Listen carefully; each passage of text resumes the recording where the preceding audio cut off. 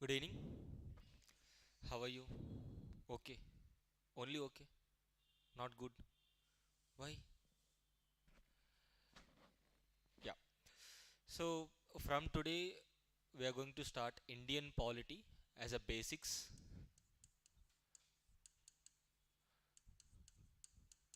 Now remember, this polity basic concepts which I am going to give will be definitely useful for your revision classes before the prelims. So I'm not going to give the theoretical lectures each and every concept I'm not going to deal, but whatever I'm discussing in this class, whatever I'm writing on the board, so important, and that you're making notes, you have to make notes. Now just imagine if this is the standard book which is given to you. Not only me, the entire the country, those who are preparing for UPSC exams, they will tell you which is the standard book for polity. Lakshmikant. Obviously, yes, I do agree it. But is it human possible to complete this book before 2 days of the exam? Not possible, right? Human. And we are not Robo 1.0 to do like this. Is it possible? You are not Rajinikanth. Simple. Now, concising of this book is the revision classes which I am starting now. So if you listen these classes from today, hardly I will take 20 days. From this day, 20 days from now, I'll complete 40 topics. So daily 2 topics probably. And wherever the important topics which I find, I'll take very slow. Example, fundamental rights and parliament is a topic. If you understand fundamental rights and parliament, that is end of your polity. The biggest, entire the gold of the entire polity is in 2 topics. One it is fundamental rights, another it is parliament. Fundamental rights are very interesting. Parliament is very interesting initially, but slowly you will get bored. Once we started dealing about the different types of motions, censor motion, closer motion, budget sessions, etc., etc., etc. So that is where you will get some lack of some interest. But you need to understand, as I discussed earlier, how you get the interest towards a particular subject. Two reasons. One, naturally you're having a ability inside about a subject. Another it is faculty. This is the basic thing. Let's say let's say you don't like history generally. Let's say, why we don't like history? Sir, history very boring, sir. Once you start history lecture, then we get sleep only. That is a tendency generally, so human tendency. But if the lecture is fine, we at least listen to the lecture rather than feeling that we need to learn something, remember something. So we try to listen the story. So similarly, even if you are having interest or not, listen the same story. And it is little difficult to tell stories in polity. Please do remember this point. In history it is all about a story, but in polity it is something ups and downs. Some factual details I need to deliver, and some factual details you need to remember. Now I'm asking a question: why polity? Then we'll go to the main details, why it is so important. Forget about UPSC first for 5 minutes. Why polity is so important? And in polity we generally read the basic details. I'm not saying that you need to master the constitution. It is not possible, because the politicians in this country could not able to master the constitution. How can you? It is not possible. So constitution. Now biggest question in each and every aspirant mind is, sir, shall we remember, or are we able to remember each and every article that is mentioned in the constitution? Now you tell me, is it important? Sir, whatever you say, that is important. If you say it is important, it is important. If you say it is not important, it is not important. Is it? Yeah. Now remember, not every article is important. This is the most important thing. Hardly you will be having some 45 to 50 articles among the 440 plus articles of the present day. Okay. So You're not required to remember each and every article.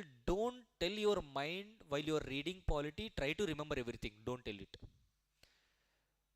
Sir, how it is possible? Once we open this book, not only open, once we hold this book, some emotion will connect to this book.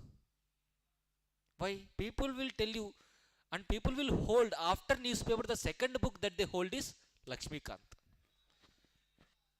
Naveen, Naveen, is there?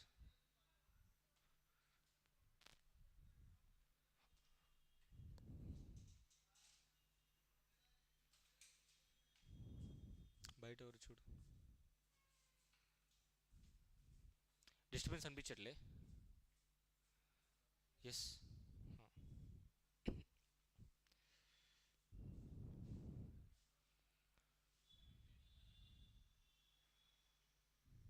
No, sometimes I irritate a lot. I'll get a lot of irritation because of the outside disturbances. Fine. Now, as I mentioned, I am going to deal 40 topics in 20 days. Now you will be having a question, sir, daily two topics.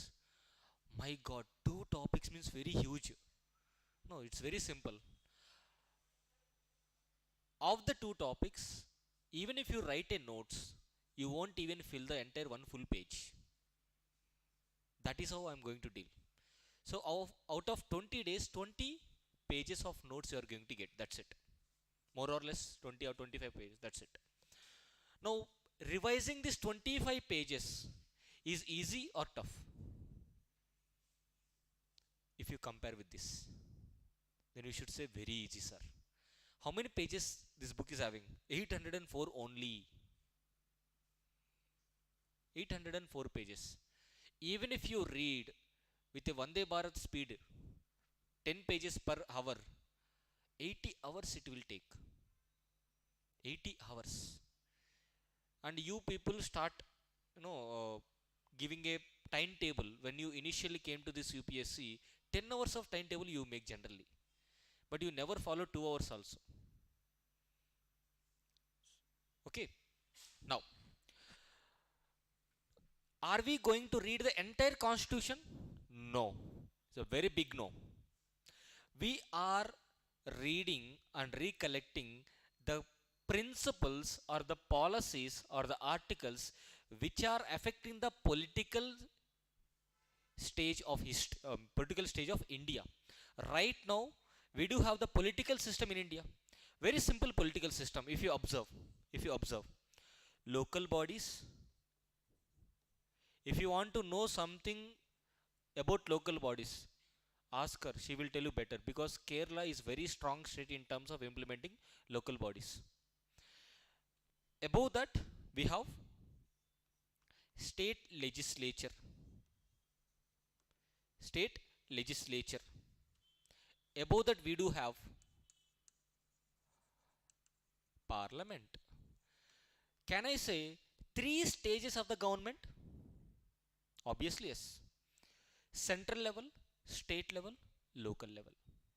These local bodies might be rural, urban. The state legislature might comprising of legislative council is an optional, but legislative assembly is a condition. Each and every state must have assembly, but having legislative council is an option that should be decided by the legislative assembly. You tell me one state, take Telangana as an example, Andhra Pradesh as an example, Karnataka as an example, Maharashtra as an example, and UP, Bihar as an example. These are the states which I pronounced now having bicameral legislature. A legislature comprising of two houses is called bicameral. Parliament is a bicameral legislature. Parliament is having Lok Sabha, Raj Sabha. That's it. Apart from this, we are going to deal about judiciary. Judiciary. And some bodies or the institutions Some institutions might be constitutional, some institution might be non-constitutional. That's it. And some institutions are made by the parliament. Those are called statutory bodies. Example, we do have Human Rights Commission at national level, state level, National Green Tribunal, right? We do have it. Central Vigilance Commission, Central Information Commission, Lokpal, Lokayukta, all these are statutory bodies. Statute is nothing but a law. Statutory body is nothing but an institution which is established by passing a law in the parliament.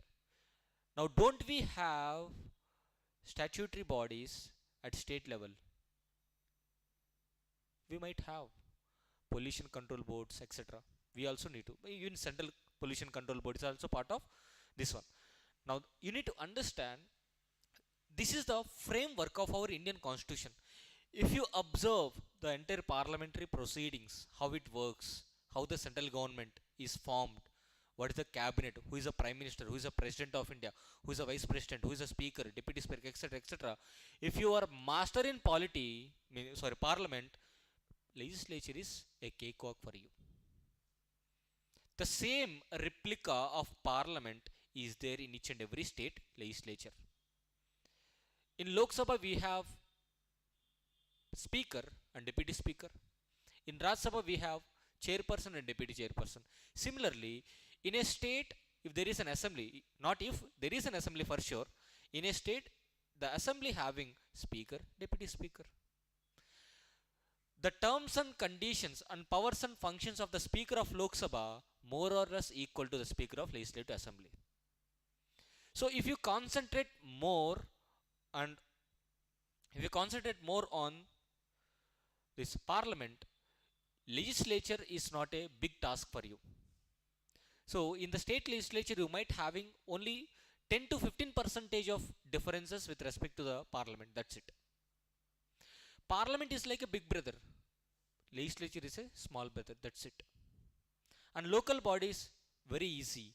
I hope you might be from villages or you might be from towns. Both are local bodies. Hyderabad, Greater Hyderabad Municipal Corporation. Municipality is a local body. If you are from a village, you are from definitely from a particular panchayat, from mandal, from a district. Now, if you observe, in villages, 2-3 villages, depends upon the size of the population, they were combined and made as a panchayat. And some panchayats are combined to form mandal. Some mandals are combined to form one district. Means the local bodies are highly integrated in nature. Especially rural local bodies are integrated in nature. Coming to judiciary, if you have any problem which is arised out of the law made by the state, if you are having any problem, it might be any problem, they might violate your fundamental rights, they might obstruct your privacy, etc., etc., whichever it is, whatever it is. When state only doing nonsense activities with the individuals, you are having only one platform to approach, that is judiciary. Now you tell me, in near future, don't you get any problem? Definitely we get. Even if you are not getting, some other will get, and you should be in a position to help them. What is the process of judiciary, etc.? If you file a case in our district level, if you are not getting the justice there, go and appeal in the high court. If it is not happening still, go and appeal in the larger bench in the same high court. Single judge, divisional judge, constitutional bench. Then if you are not still getting the justice in the high court, then again go to Supreme Court. Even if you are not getting justice in the Supreme Court, what you have to do? The constitution gave a clarity over this. You can approach the President of India. This is the power of the constitution. Sir, what if President is also done? Then it means you are the waste fellow. You already committed a mistake. Your mistake cannot be protected by the President of India. As simple as that. Okay. So, now as a whole, if you learn polity, you can understand what are your rights. Now I discuss about the system here. I discuss about the system here. What is the current system that we are seeing in the society? Now, individual as a citizen of this country, as a citizen of this country, by reading polity, what all benefits you are going to get? Simple. First thing, you come to know about your fundamental rights. Once you know all the fundamental rights, you feel that you are the Supreme Court judge. That is the power of fundamental rights. Now, after fundamental rights discussed in the class, slowly you are teaching and preaching lectures to your friends and family members. If someone asks you about, Arey, why you put locker for your mobile? Hey, Article 21, right to life and personal liberty. Privacy is my privacy. Fundamental right. Don't you know? 2017, Justice Puttuswamy versus Union of India case, Supreme Court told privacy is a part of Article 21. And when you are criticizing someone without affecting their personal character, if still they are against you, you can tell, I have freedom of speech and expression. Article 19. Go and refer. See, after realizing the fundamental rights, you feel that you are the judge of Supreme Court. But you need to understand each and every fundamental right having restrictions. Each and every fundamental right having restrictions. Who will impose these restrictions? Parliament will impose this restriction. That is, government at central level, government at state level will impose these restrictions. Now you might have a question, sir, who is that waste fellow to impose restriction? And those restrictions are declared reasonable or not by the judiciary again. So there is always a checks and balances of each and every level of the government. Now, when I am speaking about the constitution, or let's say when I am speaking about the word government means legislature, executive, judiciary. Now, very simple to understand. Don't feel it is a legislature. Don't write leg there. If someone of your friend refer there, or your faculty told leg, what is this legislature? You have to write full. Okay. And this legislature means what? What is the meaning of legislature? Simple. This is one of the organ of the government where they do laws. They do laws. What these people do? Implement laws. What these people do? Judiciary? Implementation is nothing but execution only, na?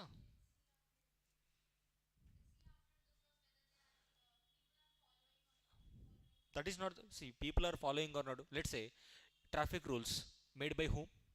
Parliament or the legislature. Who is cross-checking whether we are following it or not? Traffic constable only, na? Now, the government employees all are part of executive. So, executive will take action if you are not following it, or they will look after the implementation process. Now, judiciary will cross-check whether these people are doing correct or not. Okay. Now, understand, if parliament or the state legislature do any law arbitrarily, arbitrary means one-sided, without even consulting the public or without even consulting the members. If one particular party having a majority, they are doing every law whichever they want, which violating the provisions of the constitution. They feel that people only elected us. We will do whatever the laws we want. No, it is not possible. Judiciary is there to check you. Executive is part of implementation. Even executive fail to implement few things. Judiciary is there to check these people. So, the Indian government is always having a checks and balances. If someone is doing wrong, the other person is portraying, hey, wasteful, you are doing wrong, so do it correctly.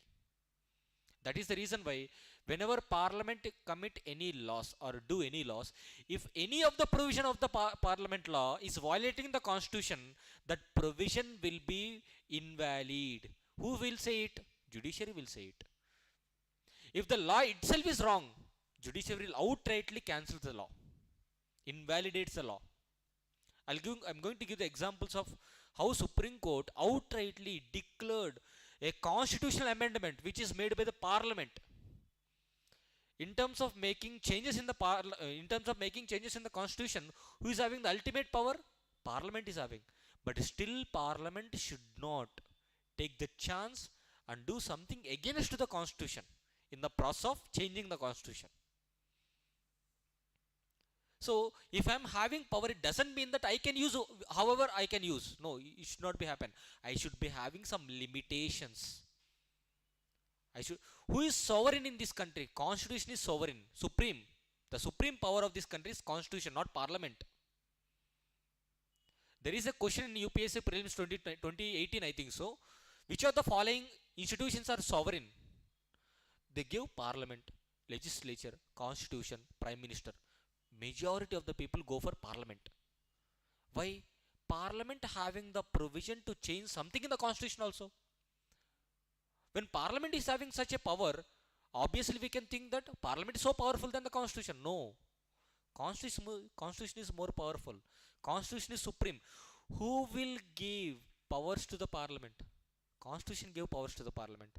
Who will give powers to the judiciary? Constitution gave powers to the judiciary. So similarly, when someone gave power to you, do you think you are more powerful than the person who gave the power?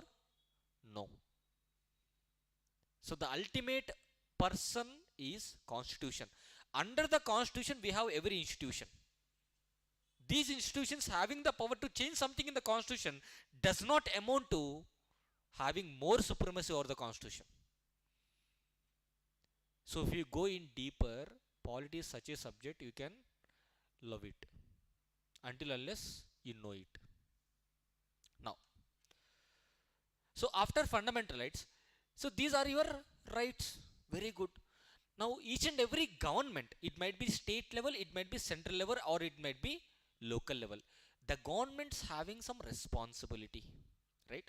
Obviously each and every government is having some responsibility towards people.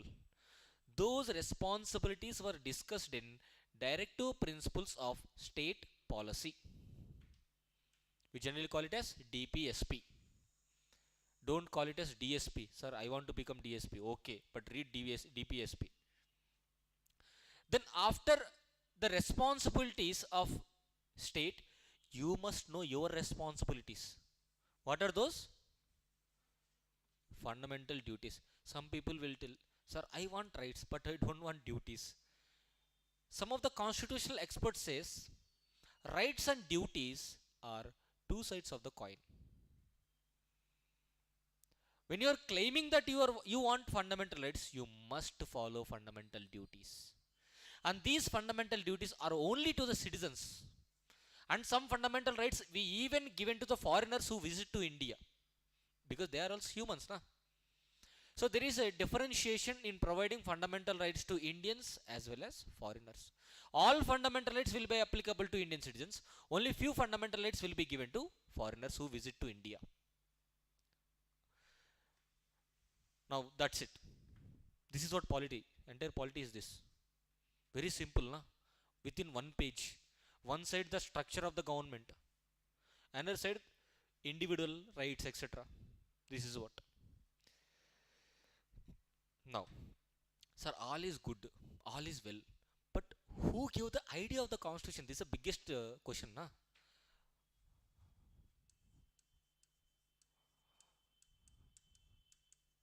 Constitution. What is this constitution? Don't ask me, sir, how the word origination constitution. I am not going to deal that. What is the meaning of constitution? Why we require a constitution? That is the biggest question. Now you tell me. Basic question. Why we require a constitution? Can I say constitution is a set of rules and regulations? Now my question is, why we require a set of rules and regulations.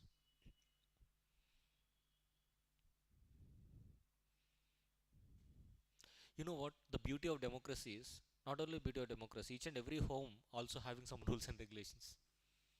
Then why can't we have a rules and regulations for the entire country? For the safe process of our lives. Let's say I'll take only one example to convey why it is so important.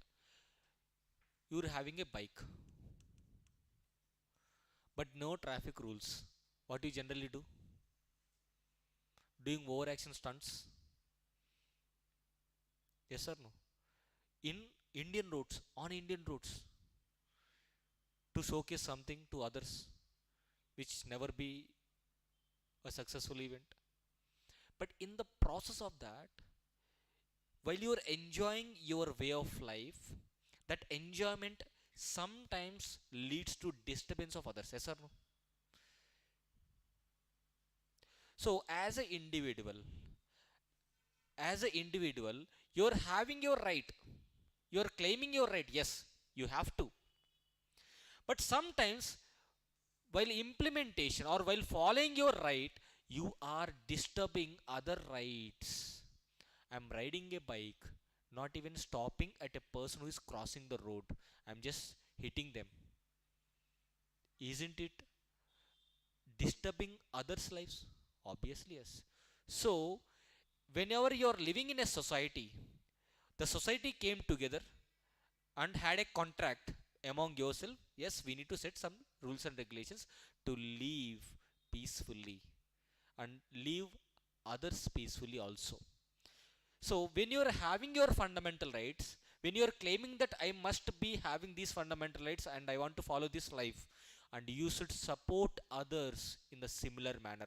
When you are claiming your rights, you should respect other rights. I hope you understand what I'm saying. So, that is the reason why the Constitution is a basic document, basic or fundamental law of the land. Fundamental law of the land means you may be Mukesh Ambani, you may be Anil Ambani, no matter. You may be a poor person. You have to follow the Constitution. You have to follow the Constitution. So you might be having a question. Sir, Mukesh Ambani was given jet plus security. Why not the poor persons are not given? Within the same Constitution or within the rules of this country, we do have some unequal provisions. Some unequal provisions. Similarly, Mukesh Ambani is not going to claim, sir, please give ration card to my family also. Yes or no? So similarly, fundamental law of the land. Constitution is nothing but fundamental law of the land. And this constitution will ensure the government responsibility and your rights, your responsibility as well. There is a proper agreement between you and the government. And those rules and regulations are framed by the constitution itself. It is defined in the constitution. Okay. So similarly, similarly. Now my question is idea of the constitution. Idea of the constitution. What is the idea of the constitution?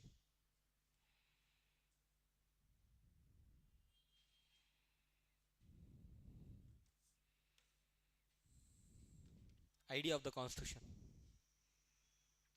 Why we want, now my question is why I think I already described why we require a constitution. I hope you are clear with that. Yeah. Now the idea of the constitution. How we got the idea of the constitution? Simple. Very simple. Who ruled Indians till 1947? Britishers. Very common sense. Till our 10th class we read about it. Modern history we generally call. So similarly, when Britishers ruled our country, whether they followed our rules or they imposed their rules on us, they imposed their rules. And recently, one Oxfam report. Have you seen this? Oxfam report. 595 $595 billion wealth, $595 billion wealth that they exploited from India during the 200 years of British rule. Who is our real enemy? Not Pakistan, not China. This Britishers. See, this is what. And this $595 billion wealth is distributed among the 10 percentage of the richest people in Britain. That is how they exploited us. How? By imposing, by implementing their rules and regulations. Economically, we lost. Socially, we lost. Culturally, we lost. Our culture is more important than anything else in this country. But we people, waste fellows, we don't understand, we don't realize that how great our culture is. We run behind pizza and burger, we don't realize what is the significance of this fermented rice. And now the very interesting part, earlier we are using white paste because Colgate ad. Now the same Colgate is giving advertisement, use charcoal in the paste. Arre, that's why to main kar diya na. So that is what we have done since our ages. Charcoal and with the addition of salt where the village people use for the cleaning of teeth. Now we are having one paste. What is that? Charcoal flavor. Acha, okay, fine. And we people started using neem sticks to clean the teeth. Earlier they feel, uncivilized fellow, you are using this. See paste. Acha. Now what is the another flavor in Colgate? Neem coated. If someone tell about the greatness of us, then we realize. If our ancestors will tell something, we will tell, hey, you don't know anything. That is what we generally criticize our elders. We generally criticize our tradition and culture. Because so that is where we Indians get habituated by others crediting us. Yeah. Now coming to the idea of the constitution, because of the 200 years rule of Britishers, we realize, you waste fellows started imposing your rules and regulations, started exploiting us. No, we want our own rules and regulations. We want our own constitution that is first pronounced by in the year 1934 by a person called M.N. Roy. Manabendranath Roy. Please do mention this. Now from this next 1935, sorry 1936, 1938, 1940, 1942, 1943. Sorry, 1946. Sir, what are all your writing years? First chapter is like that only, don't worry. Now listen. In the year 1936, Indian National Congress also, let me explain once again about 1934. For the first time in India, for the first time in India, the person M.N. Roy, named M.N. Roy, is very famous for communist ideologies in this country. M.N. Roy is a person who established the Communist Party of India. Okay, and this Manabendra Nath Roy used and termed the constitution for the first time, saying that we want our own constitution and we are not going to follow others' constitution. Why can't we make our own constitution? This is the first person. And whatever M.N. Roy said, Congress party also convened. Yes, what M.N. Roy said is true. We have to frame our own constitution. And again, Jawaharlal Nehru in the year 1938, on behalf of the Congress, he said, no outsider constitution is going to implement in India. The free India must be having its own constitution. That is what the pronounced by Jawaharlal Nehru also. So if you observe, every person at a different particular of time, they are affirming that we want our own rules and regulations. We are not going to follow yours. Yours is exploitative. Now, 1940, very important.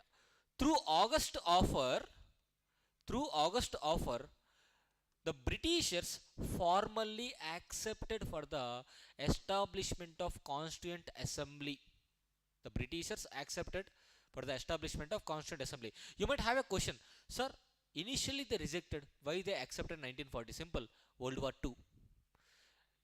In 1939, World War II started. They want the support of Indians. So Indians has to be get convinced. Okay. So to convince Indians, formally they accepted through August offer to establish or to form Constituent Assembly. I'll tell what is a Constituent Assembly later, not now. In 1942, Cripps mission, sorry, not Cripps missions, yeah, Cripps mission only, Sir Stafford Cripps mission. Cripps mission also accepted to give dominion status to India and form a Constituent Assembly. What is Constituent Assembly? Let's say the assembly means a group of people. A group of Indians will be framed or will be called upon to write the Constitution of India. That's it. Means Constitution of India must and shall be written by the Indians. That is what our demand. Now 1946, very very important, Cabinet Mission Plan.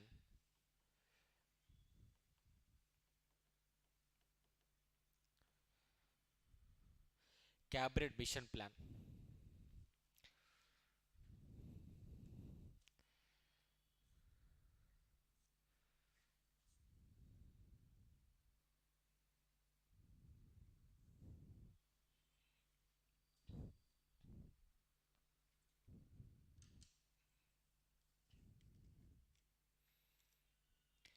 If you start reading the same content in the standard book, you will be having 3 pages.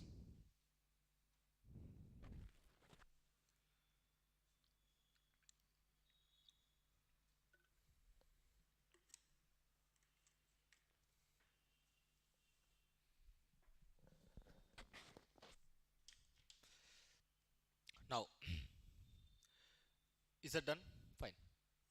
Now, if you observe, 1946 is the very very important year for Indians, where cabinet, I let this cabinet mission plan. 3 persons came to India on the demand or on the request by the Lord Pethick. Sorry, not this person. Stafford, not Stafford Cripps. Attlee. In by the year 1944, Britain victorious over World War II, and they decided to solve and settle the issue which is happening in India. We Indians are fighting for independence and separate Constituent Assembly.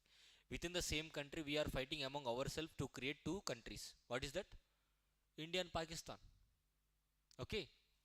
Now, if you observe, when cabinet mission plan is nothing but 3 cabinet ministers from Britain country came to India to settle the issue in India. What is the issue? We want independence and we want our own constitution to write by our own people. These are 2 important issues. And third issue is Muhammad Ali Jinnah. This person want separate Pakistan, separate country.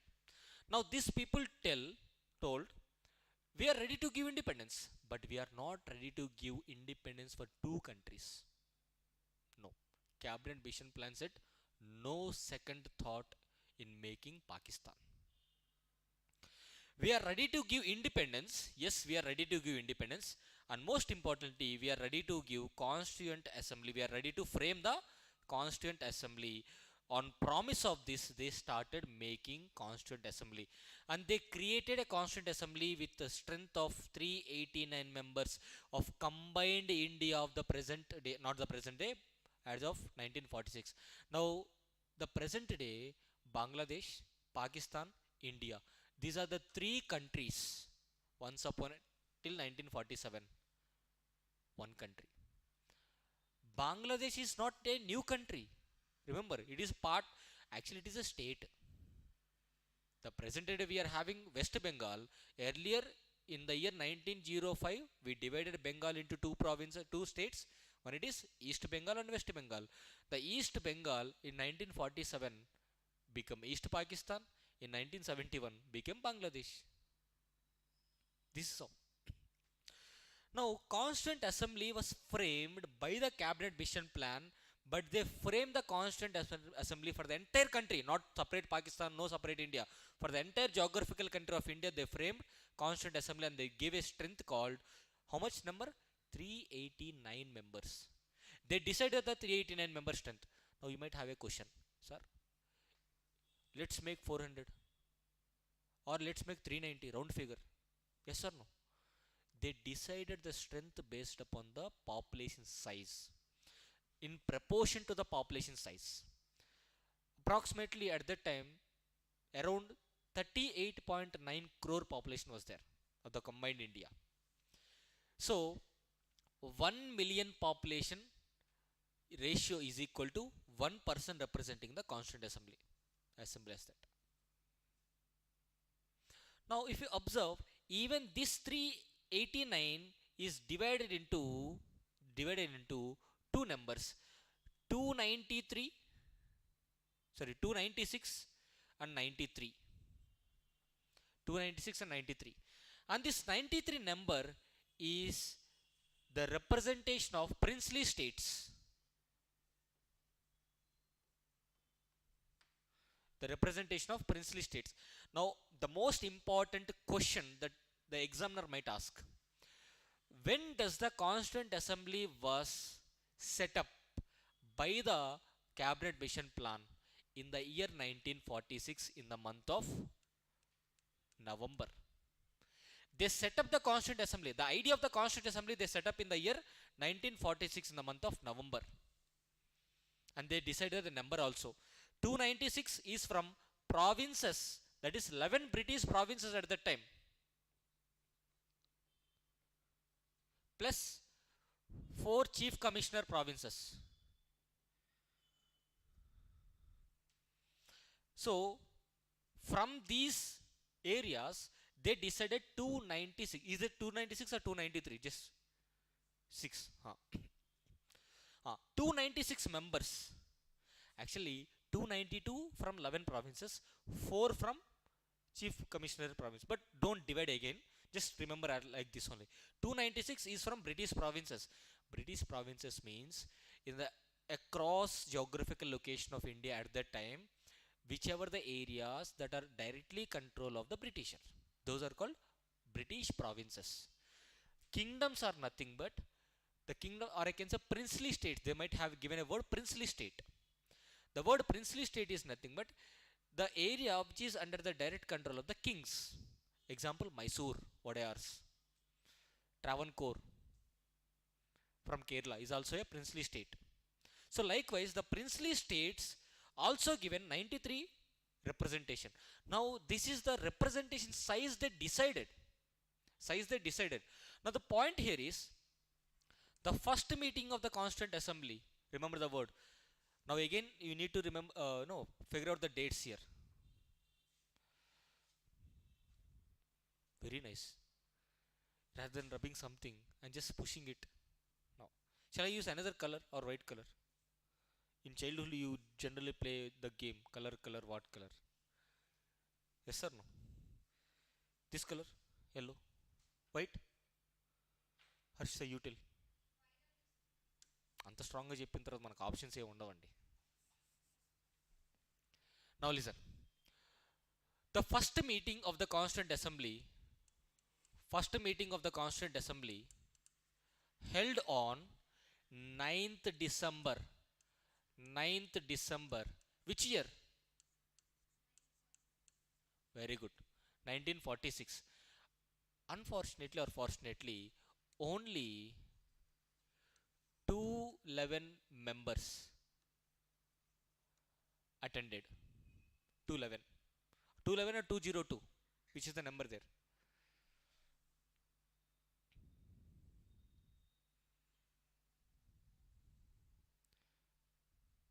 Okay, leave it. Not an issue. Number is not an issue. But anyhow, what is the sanctioned strength? 389. How many members participated on the first meeting of the Constituent Assembly? 211. What about the remaining 170 plus? Absent. Reason is Muslim League boycotted this proposal. They are saying that, "Arey, when we are asking separate country, so this separate country must require separate constituent assembly. But you are rejecting the separate idea of the this Pakistan, and you are asking us to join in Indian Constituent Assembly to write Indian Constitution. What is this? We don't come." Okay, that is one reason, one major reason why there is a huge absentees. Second thing, as I said, princely states 93 members was given, sanctioned 93. Majority of the princely states said that we don't want to join into India. We will remain us like a own. We don't want to join into Indian constitution, or we don't want to join into India as a country. We will remain as our own. Only few, very few joined into the constituent assembly, those who accepted to join into Indian geographical location. So formally they rejected. We also want to remain status quo, means I mean neutral. We don't want to join into Indian constitution. So that is the reason why huge lacuna or huge vacancy was there. Okay, next one. Now you need to understand one thing. Let's say a group of people were gathered at one place. What do you require? What do you require? Let's say a group of people joined at one place. What is the primary thing that a group of people require? Okay, Constituent Assembly is a big place. Next, you said it right. Leader. You said that only. Huh. Leader.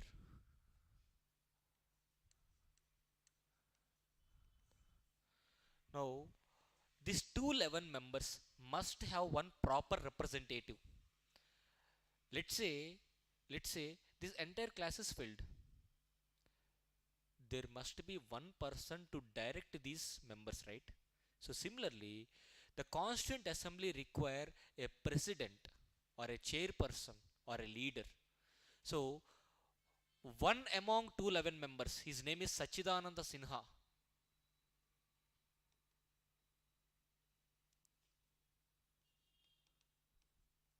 Sachidananda Sinha was made as interim president or interim chairperson of the entire constituent assembly, means temporary.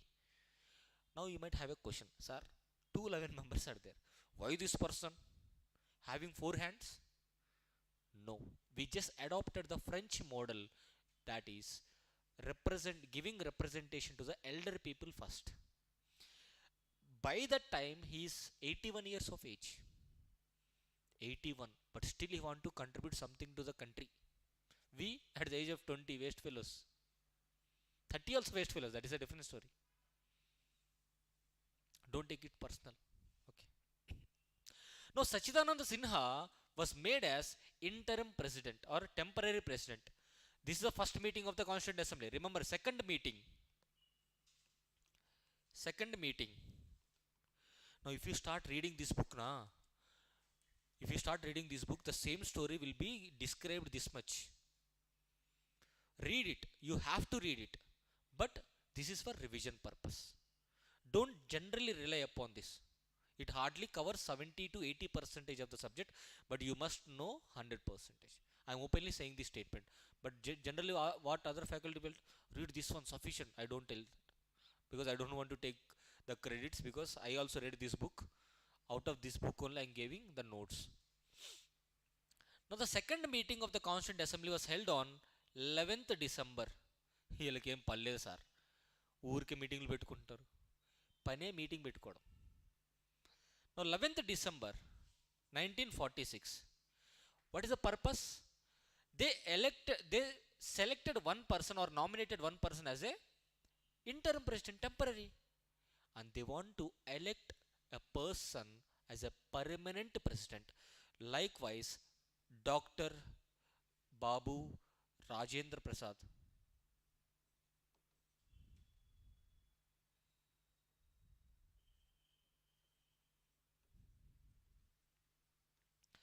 was elected as permanent president for the Constituent Assembly. What this president will generally do, he will sit in front of the entire assembly and he will start discussions and he will allow the persons to talk and he will same like the speaker of Lok Sabha what he is doing now. Have you ever seen the proceedings of the parliament? Have you seen? Huh.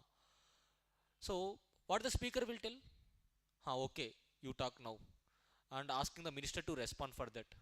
And while minister is talking, and when these people are making some noise, please sit down, etc., etc.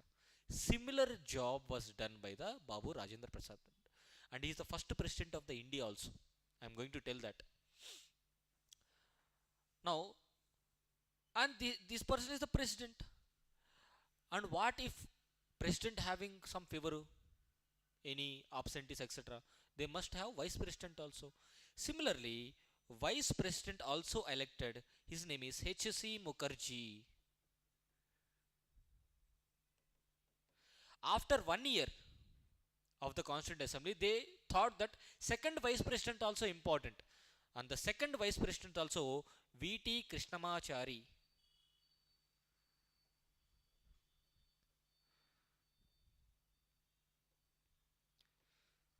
VT Krishnamachari.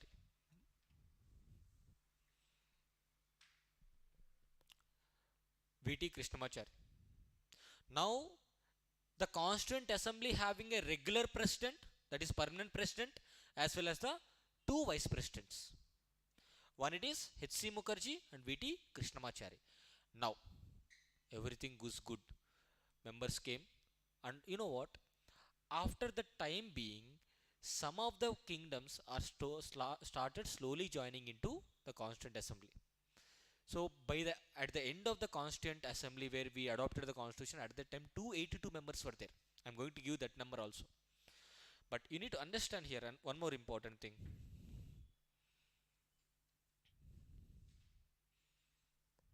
Generally, okay, no problem. This is the second meeting. Now forget about the meeting number. Let's remember the dates. 9th December, 11th December, right? 11th December. Now the 13th December. Which year? 1946. Now we have president, vice president. Members are also there. What is the next work? Then start open a book, take a pen, start writing the constitution. Is that? We need to divide the teams. Forget about division of the teams. First of all, we must have an agenda. What we need to write something in the constitution. We must have an aim or objective. That is the reason why Jawaharlal Nehru on 13th December 1946 passed a resolution with some objectives where we need to fulfill those objectives while writing the constitution, and that is called objectives resolution.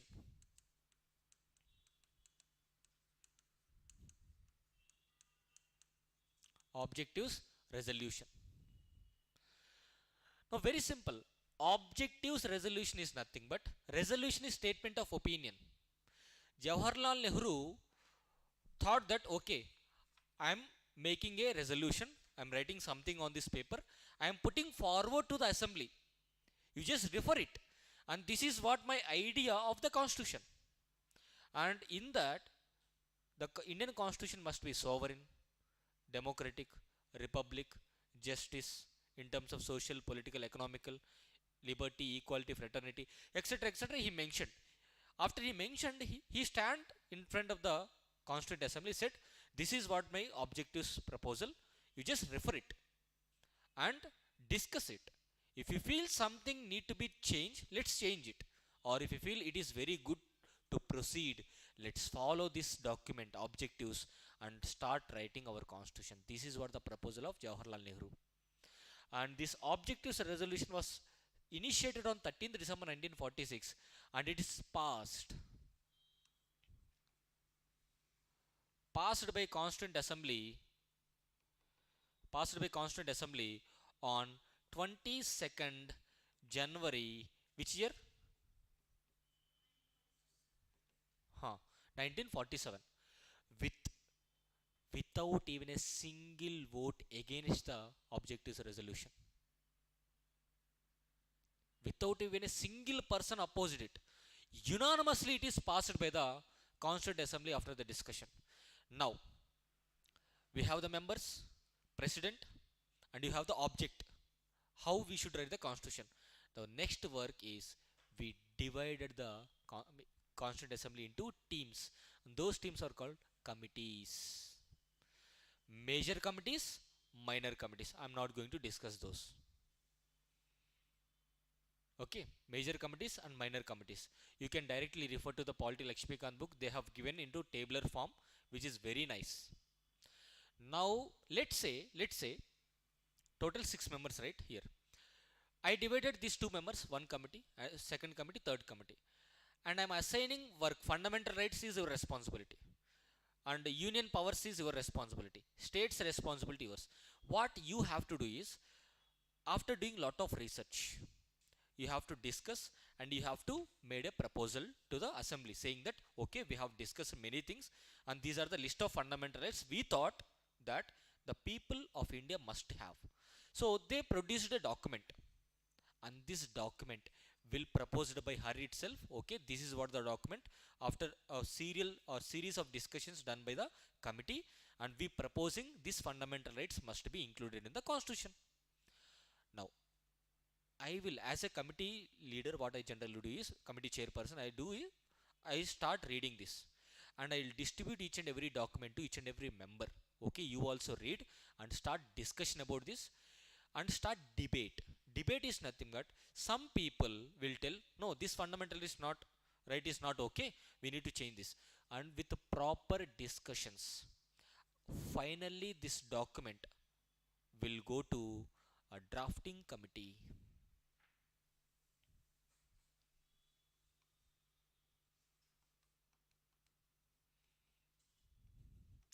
Now here the real hero enters. Who is the real hero? Dr. B.R. Ambedkar. Why I'm calling this person a real hero? Because without him, you and me, especially you, this side, you can't be able to get the proper education in this country because of the age-old practice of social stigma. Women should not be given the proper education, and lower sections of the society should not have the opportunity to provide education. Because without this man, we cannot imagine the present day India. Some people might criticize the reservations are given by the Ambedkar only. No, Ambedkar gave a representation of the backward classes, but we created it as a problem. It is not at all a problem. Okay, different persons have different perceptions. We have to respect those. But anyhow, drafting committee was formed on 29th August 1947. Means after independence. After independence. I forgot one more date you need to remember. 22nd July 1947. Where this date officially the Constituent Assembly accepted the national flag. Tricolor flag. National flag. Officially accepted the national flag. Now understand, whatever there in the constitution, whatever the word in the constitution, each and every word is accepted by the Constituent Assembly. Without the acceptance of the Constituent Assembly, they didn't even inserted a single word. Means you need to understand. Forget to mention this. Sorry. I said 389 members, right? 389 members. And slowly it was decided 282, let's say around 280 plus. Now, how these 282 members were given representation? What is the process? Apart from the 96 princely states, where those 96 members from the kingdoms are directly nominated by the kings.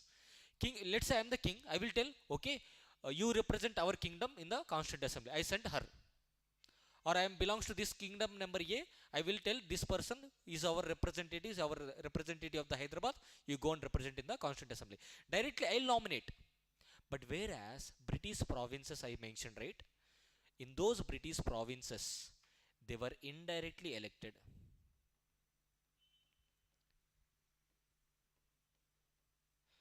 Now this is a big question. Sir, indirectly elected, what is this? Simple. 11 states were there at that time. 11 states which are ruled by the Britishers. In that 11 states, governments were formed. How the government generally form? By the MLAs, right? By the MLAs. Means MLAs are elected by the people again. So when these MLAs are elected by the people, these MLAs elected the members to the Constituent Assembly. So here people elected MLAs, and those MLAs are local to that states, and these set of MLAs sent or elected few members to the Constituent Assembly. That is the reason why indirectly elected. This is how. Now this indirect election in which process? Proportional representation by single transferable vote. Just remember this word, don't try to research this word. At time being, during the time period of Rajya Sabha, I will explain this. What is proportional representation? For time being, I will explain how it is. Let's say 4 members contested. 4 members contested. I am the MLA. I am the MLA. Now the system of election is proportional representation by single transferable vote. This is the system of election. I will explain it later. Now this is A candidate, B candidate, C candidate, D candidate. Generally in our elections, how many of you gave vote already? You already gave vote. If there is an EVM, what you generally do? You choose the person which you want to vote. You click on that. You came down. Means among all the contestants, you gave your vote, one vote to one person. That's it. Do you have second vote? No. If you try to, case will file. Police person is there. Yes or no? So, but here, while electing MLCs of the present day, while electing the vice president, president, while electing the Rajya Sabha members also, you will having a system of election that is called proportional representation by single transferable vote. What? I am the voter now. Means I am the MLA now. 4 contestants were there. What I generally have? 4 votes. These votes are preferential votes. My first preference is for C. My second preference is for A. My third preference, fourth preference. Now, can we decide who is the winner now? How can we decide, sir? So likewise, all the MLAs also having the same type of votes. So this is how the election, very difficult to understand right now. It is too early to discuss that, typical concepts. Okay, don't try to remember that one. This is how the members were elected to the Constituent Assembly, and the entire Constituent Assembly is comprising of partially elected, partially nominated. And among the elected persons, there is a representation across the country, across the geographies of India. Sikh community were there, Hindus were there, Muslims were there, Christians were there. You might have a question, sir, Muslims already went to Pakistan. Indian Muslims also given representation in the Indian Constitution. Especially women members are also there in the Constituent Assembly. More than 13 women were represented in the Constituent Assembly. You might have a surprise as 13 members is very big number. That time it is a big number. But even now also women representatives in the 18th Lok Sabha is 74 out of the 543 MPs in Lok Sabha. What is the population of women in this country? Around 49% or 50%. 50% of women is not even having 14% of representation in the Lok Sabha. That is the reason why we do have 106th Constitutional Amendment, 33% of representation, reservation for women. If we start speaking about the reservations for women, we feel it is so great we are giving. But if you talk about the number of the population that they are having, they are comprising of 50%. When 50% of women is there, why can't we give 50% of reservation to them? Sir, how it is, sir, possible? It is not possible in India even after 100 years from now, because patriarchal mindset. So I hope you enjoy the session. I'll stop here.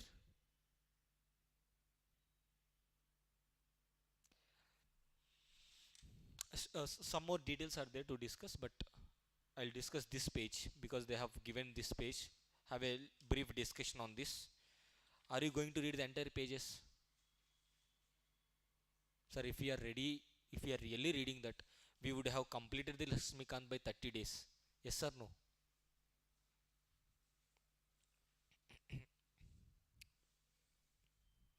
But do one thing. Regularly they are giving mains question na. Regularly they are giving mains question. Read the question and answer so that you can understand how the structure is there. After reading for 10 days, 15 days, slowly write the same answer by precising it. Here it is very lengthy answer. Try to answer, write the answer within 100 word of the same answer. Same answer. The question is discuss the impact of changing work hour policies on economic productivity. I'll be having a very sarcastic joke on this. Uh, why this question is given? How many of you follow the social media actively, Instagram or YouTube, etc.? YouTube we can't avoid. It become part and parcel of our heart. Yes sir. Some people can avoid Instagram. I do avoid Instagram. I don't follow Insta, but I can't avoid YouTube. Hamma, highly impossible. Recently, some tech company CEOs or the co-founders or the founders, they are telling that the youth of this country must work 70 hours, 90 hours. And the criticism is, are waste fellow, that is your company. You are asking us to work for yourself, your company, to increase the productivity, but you are not increasing the salary. But you are taking 5 crore salary. How can you justify this? And they are comparing China. See, Chinese people do this much of work, etc. Agree. In India, the cheap labor, especially the cheap labor, become an advantage for the companies to exploit you. Why it is so? Because the recently L&T chairperson, see, unnecessary controversies they are creating. L&T chairperson, what he mentioned is, see, why youth of this country, even newly married people, you are staring at your wives on Sundays, Saturdays. What is there? Nothing new. You come and work, increase the productivity. Two things you need to understand. One, he is criticizing the woman. Obviously, yes, you need to understand this one. Second thing, they are asking the men or women for the matter to work for the companies, but they are not increasing the salaries. On an average, the Infosys software employee is getting 3.6 lakh per annum. After all cuttings, he is getting 21,000 in hand. The same package in 2014 and the same package for the fresher in 2025 also. Whatever the inflation rate, how the prices are increased, what is the cost of oil, 1 kg oil before 2020, that is 2020, before COVID and after COVID, the price literally rised, right? But salaries are not increasing, but you are asking to work for more hours, no increase. This the same statement given by L&T chairperson, I think is a chairman only, and his salary is just 5 crores per month. I am saying this, per month his salary is 5 crores, or per year also 5 crores is huge amount na. Now you are giving 1,000 amount like a tip to the employees, and you are taking 5 crores, and you are asking to work for your company. Are you wasteful getting 5 crores? Is okay to work for 24 by 7, you work, but can't we have a work life balance? He is asking 90 hours of work. 90 hours. Is it possible to do? It is possible if you establish your own startup. Yes or no? Daily 12 hours, 84 hours it will come. Daily 13 hours means 90 hours around. Is it so? If you establish your own company, then you can work. If you are working for other, okay, even if you work for others 14 hours a day, do you think they will pay proper salary? Do you think so? In India, definitely not. That is the reason why many talented people going to outside of the country, where they were given proper value in terms of work and monetary value. This is what the story. You can read this as a story. Now this Swamitva scheme. Swamitva scheme is nothing but in villages there are farmers or whichever the population it is. General social disturbance in villages is the land issues. Yes or no? Nothing more. 1 inch of land is enough to start a dispute. Forget about the land. In front of your home, you made a rangoli. Another woman cleaned his uh, balcony or surrounding with the water. If that water touches this rangoli, gone. Another world war will start between the two houses. Yes or no? So, generally in villages, there is a huge land dispute or issues and disputes are there. Because of these land disputes, even the farmer could not able to buy it. Other people also could not able to sell it, or vice versa. If you know there is a litigation or issues with the land, are you going to buy? You definitely don't buy. And some people are cultivating the fields since 30 years, 40 years, but the land is under another person name. These are the issues. Now the central government brought a central sector scheme saying that we will do one thing with the help of a technology, drone system monitoring, etc., etc. We will survey the lands and we will give a particular card, okay, that is describing the land owner, is the size of the land, survey number, etc., etc., etc., every detail, so that it will definitely give some peaceful, there is no issues at all. Similarly, buying and selling will happen. Sir, buying and selling happen, what is the use for the government? Taxes. We generally pay stamp duties in the registration offices, huge amount of stamp duties for the central state government especially. So this is the reason why they introduced a Swamitva scheme in 2020. They introduced and they put a target for 2025. Same story you can read. That's it. Try to understand the reason behind each and every current affairs rather than reading like a dumb persons. Okay, let's say, see, this much of data is there, this size is there, picture, this picture is there, na, don't look at, cross it, leave it.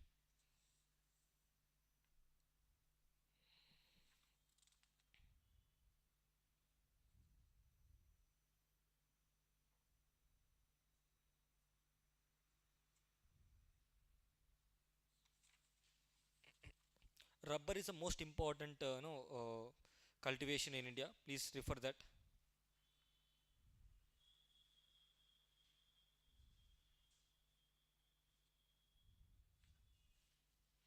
Dark oxygen is nothing but you need to uh, get the proper details about the inside of the oceans, etc. And that is the reason why we do have Matsya 6000. uh, there is another project which is taken care of by ISRO, Matsya 6000. So rather than reading this, just refer the newspaper in the morning time and then read this. Okay.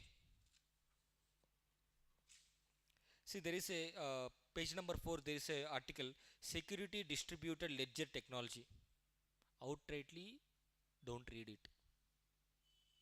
Don't read such type of articles right now, because first of all you don't know the basic thing also, and I don't recommend such type of complicated articles to read now and spoil your mental health. Okay. International relations, leave. Don't read now. Okay.